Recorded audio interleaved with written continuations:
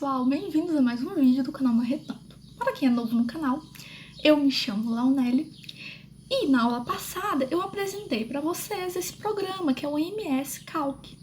Na verdade não é bem um programa, ele é um aplicativo que você consegue ter em tablets, celulares e no computador. Eu já fiz toda a apresentação na aula passada, ensinei como você dimensionar, como escolher as características do pilar, e nessa aula, o que a gente vai fazer? Essa mensagem aqui aparece para mim porque eu tenho a versão gratuita, que você permite uma quantidade X de dimensionamentos, e após essa quantidade X de dimensionamentos, para você ter ele com o módulo completo, você teria que pagar. Mas como eu não tenho interesse nisso, porque eu estou utilizando ele apenas por questões didáticas, eu vou fechar. Então, o que acontece? Esses aqui são os valores que a gente colocou no último vídeo para o dimensionamento. E agora eu vou ensinar vocês a analisar os resultados desse dimensionamento. Então, como é que eu faço? Depois de você preencher com todas as informações, você clica em calcular. Em calcular, aparece essa tela. E o que a gente tem aqui nessa tela? Eu não estou conseguindo marcar, deixa eu só colocar aqui a seleção. Olha, ele falou que a gente vai ter uma armadura de 14 por 16. Ele disse que vai ser uma disposição de 6 por 3. E ele também falou que a taxa de aço é 3,5%. Como eu disse na aula anterior, pela NBR 6118, a porcentagem de aço em vigas é até 4%. Já em pilares, é até 8%. Mas aí você pensa, 3,5%, então podia colocar muito mais aço. Não. Esse 8% da NBR 6118 é considerando a região de transpasse dos pilares. Então, como é considerando a região do transpasse, nas regiões que não são de transpasse, no geral, a gente limita a quantidade de aço a 4%. Por exemplo, se você for nas configurações do Desmet, caso vocês queiram, até posso fazer vídeo sobre o Desmet, você vai perceber que nas configurações de cálculo dele tá que a armadura máxima da viga é 4% e a armadura máxima do pilar é 4%. Isso nas configurações originais do programa. Caso você tenha alterado essas configurações, pode estar o valor que você colocou. Mas é mais ou menos isso, tudo bem? Então, vou fechar aqui. Eita, deixa eu sair desse... Pronto, vou fechar aqui.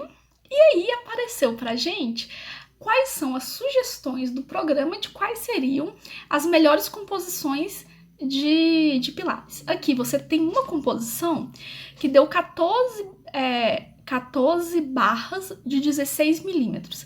Ele tá na disposição 6 por 3 e deu, deixa eu pegar aqui a canetinha de novo para ficar melhor, e deu 3,5%.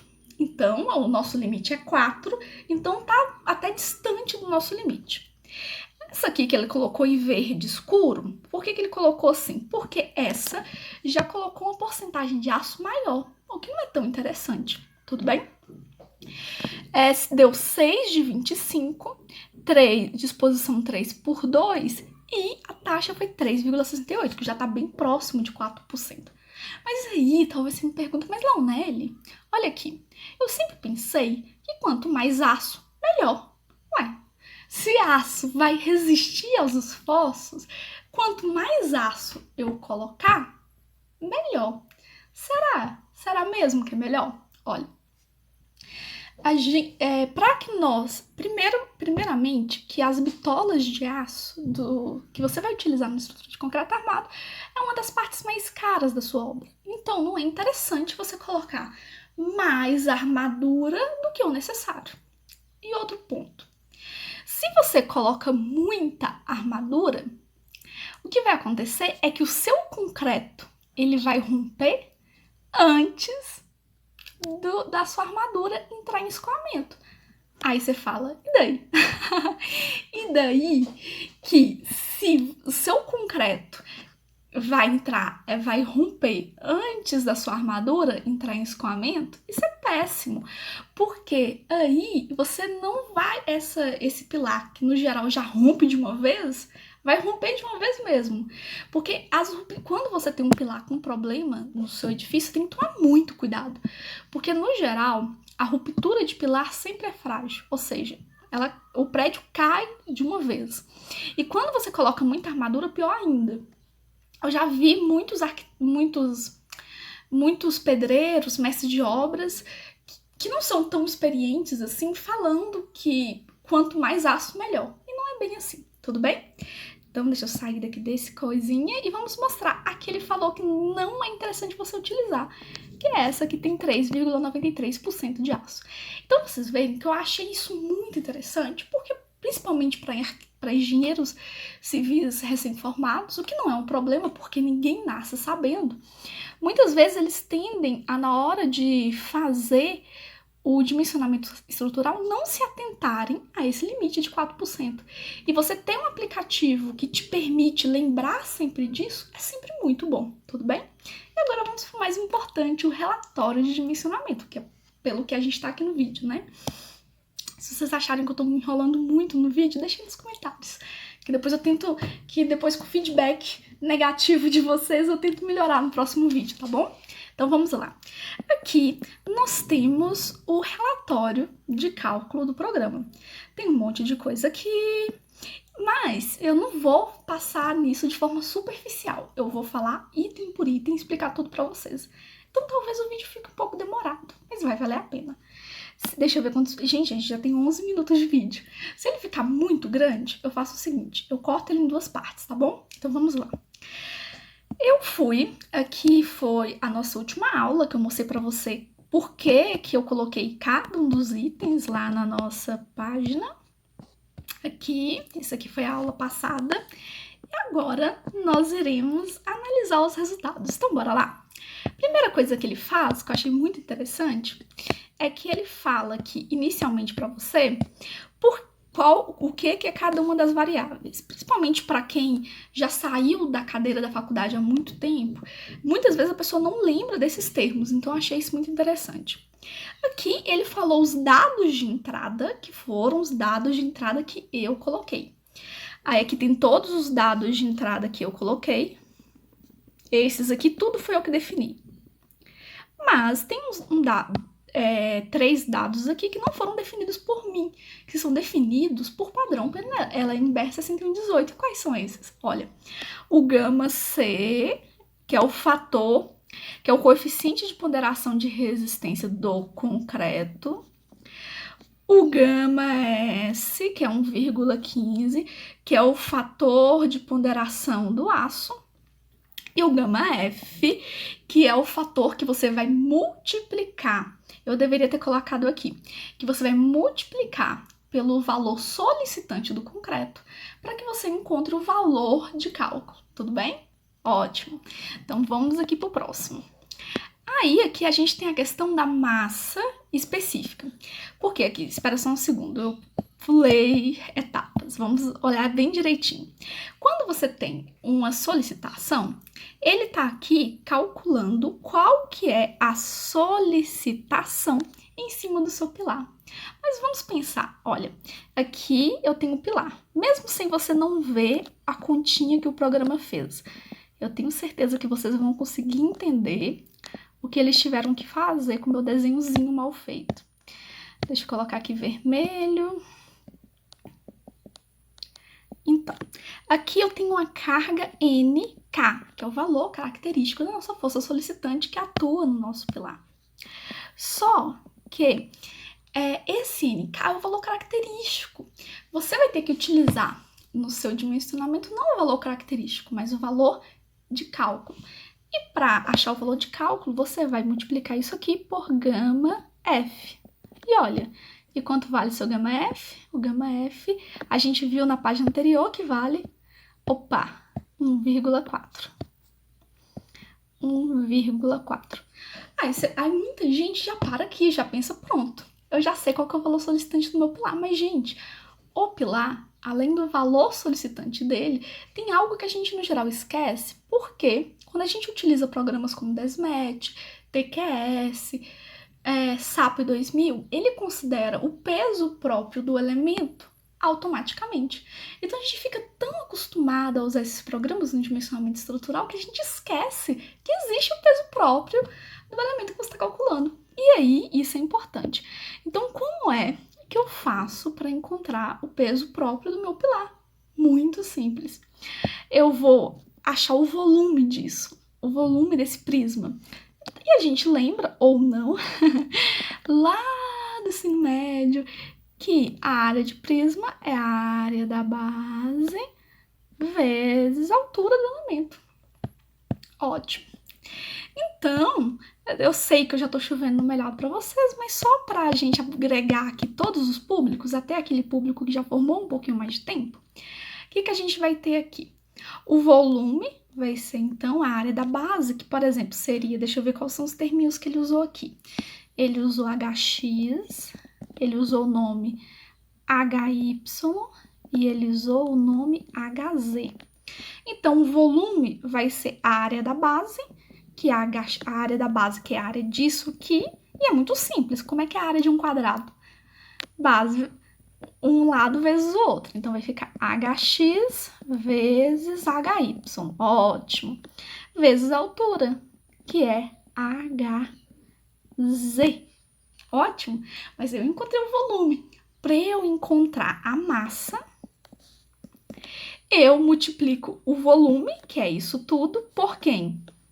Deixa eu só copiar isso aqui para não ter que copiar de novo. Eu vou ter que multiplicar isso por quem, galera? Pela massa específica. E qual que é a massa específica do concreto? Alguém sabe? Dou-lhe uma, dou-lhe duas, dou-lhe três. Aqui tá a massa.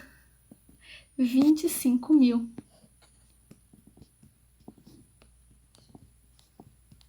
Aqui não é bem a massa. Aqui já tem KGF, tá bom? Então, na verdade, esse é o peso específico. A massa específica do concreto é 2.500. Aí vamos supor, mas Launelli, não acredita em você. Será que é 2.500 mesmo? É claro que é, gente, eu não ia mentir. Se você quiser comprovar, você pode ir lá na norma NBR 6118. Isso, Launelli falando de norma de novo, mas não tem jeito, gente. É a norma que vai te deixar sempre atualizado. Se você utiliza, por exemplo, um livro de concreto que seja muito bom, do melhor autor possível, esse livro, todas as vezes que a norma é atualizada, ele fica ultrapassado. A norma, caso você sempre pegue a norma no site da NBR, você sempre vai ter a informação mais atualizada possível. Então, eu particularmente não gosto de estudar nenhum conteúdo por livro. Eu sempre utilizo as normas, porque eu acredito que as normas, elas sempre vão estar atualizadas, ok? Então, ok. Então, olha aqui, ó. O que é o item 8.2.2, a nossa NBR 118 nos dias? Ela diz o seguinte, que a massa específica normal do concreto está entre 2 e 2.800. Aí você fala, mas Launelli, você falou que era 2.500, mas calma, gente. Para efeito de cálculo, o concreto simples, o que é concreto simples? Alguém lembra? É aquele concreto que não tem armadura, é 2.400. Já o concreto armado, que é qual? Aquele que tem armadura, é mais ou menos 2.500. Agora vamos imaginar que você conseguiu achar exatamente o valor da massa específica do concreto que você vai utilizar na obra. Não tem necessidade, mas vamos dizer, eu quero um valor exato. Aí você encontrou 2.350, por exemplo. Você pode somar a esse valor, o valor de 100 ou 150, dependendo de quanto de armadura você tem na sua estrutura, para você considerar também o peso da armadura. Então, por exemplo, 2.350 mais 100 iria ficar 2.450, tudo bem? Mas assim, você não precisa fazer isso. O ideal é você já pegar o 2 em 500 aqui. Ninguém faz isso de achar a massa específica do concreto. A gente sempre utiliza, no geral, 2.500. Aí alguém deixa nos comentários, não, mas o fulano de tal faz. Não, gente, não tô falando geralmente. É claro que pode ser que alguém faça, mas no geral todo mundo utiliza 2.500, que é o valor que tá na norma, tá? Então, ok. Então, a gente já tem aqui, então, para achar O peso total que está atuando aqui vai ser NK vezes gama F, mais isso que é o peso próprio. E é exatamente isso que o programa nos diz. Olha aqui que bonitinho. Tá aqui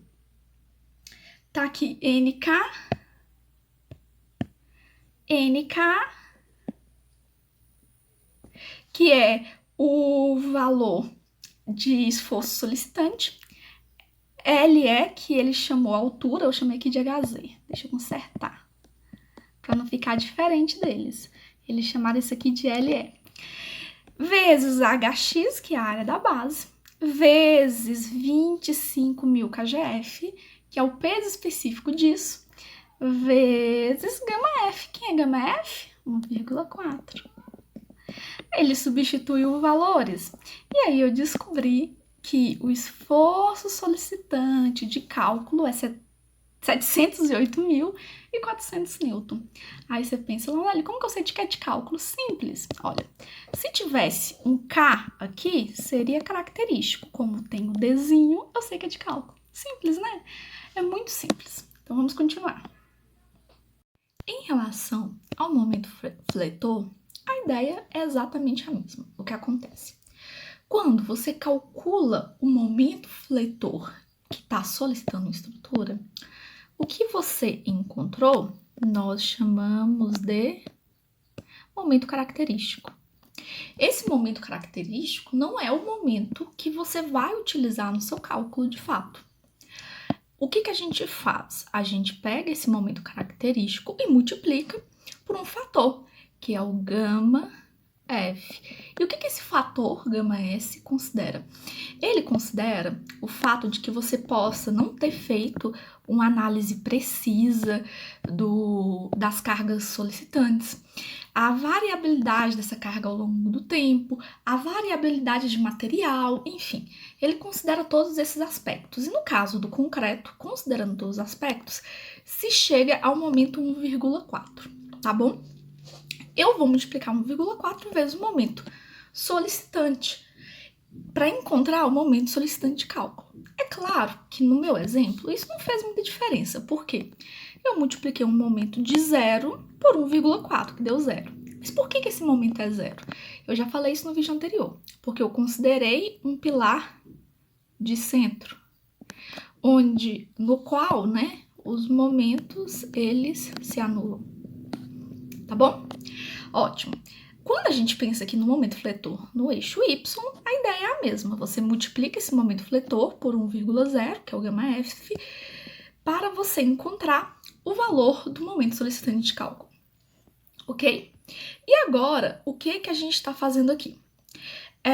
Ele está calculando o momento fletor de cálculo na direção X, mas na base. Aqui ele fez isso para o topo.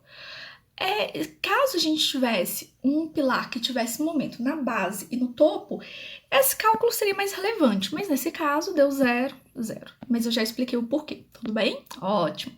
Pessoal, para que o vídeo agora não fique muito longo, eu vou dividir essa aula em duas.